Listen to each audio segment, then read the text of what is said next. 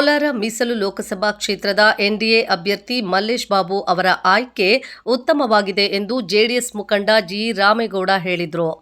ಪಟ್ಟಣದ ಜೆಡಿಎಸ್ ಕಚೇರಿಯಲ್ಲಿ ಮೈತ್ರಿ ಪಕ್ಷದ ಸಮನ್ವಯ ಸಭೆಯಲ್ಲಿ ಮಾತನಾಡಿ, ಈ ನಿಟ್ಟಿನಲ್ಲಿ ಮೈತ್ರಿ ಪಕ್ಷದ ಕಾರ್ಯಕರ್ತರು ಒಟ್ಟಿಗೆ ಸೇರಿ ಅಭ್ಯರ್ಥಿ ಮಲ್ಲೇಶ್ ಬಾಬು ಅವರ ಗೆಲುವಿಗೆ ಶ್ರಮ ವಹಿಸೋಣ ಎಂದರು. ಪ್ರಧಾನಿ ಮೋದಿ ಅವರು ವಿವಿಧ ಕ್ಷೇತ್ರಗಳ ಅಭಿವೃದ್ಧಿಗೆ ಮೇಕ್ ಇನ್ ಇಂಡಿಯಾವನ್ನು ಉತ್ತೇಜಿಸಲು ಲೋಕಸಭಾ ಚುನಾವಣೆಯಲ್ಲಿ ಅವರ ಕೈ ಬಲಪಡಿಸಲು ಮುಂದಾಗೋಣ ಎಂದರು. ಈ ಸಂದರ್ಭದಲ್ಲಿ ಅಭ್ಯರ್ಥಿ ಮಲ್ಲೇಶ್ ಬಾಬು, ಜೆಡಿಎಸ್ ಮಹಿಳಾ ಘಟಕದ ರಾಜ್ಯಾಧ್ಯಕ್ಷೆ ರಶ್ಮಿ ರಾಮೇಗೌಡ, ಮಾಗೇರಿ ನಾರಾಯಣಸ್ವಾಮಿ, ಡಾಕ್ಟರ್ ವೇಣುಗೋಪಾಲ್, ಕೆಎಸ್ ಮಂಜುನಾಥ್ ಗೌಡ ಹಾಗೂ ಬಿಜೆಪಿ ಮುಖಂಡರು ಹಾಗೂ ಕಾರ್ಯಕರ್ತರು ಇದ್ದರು.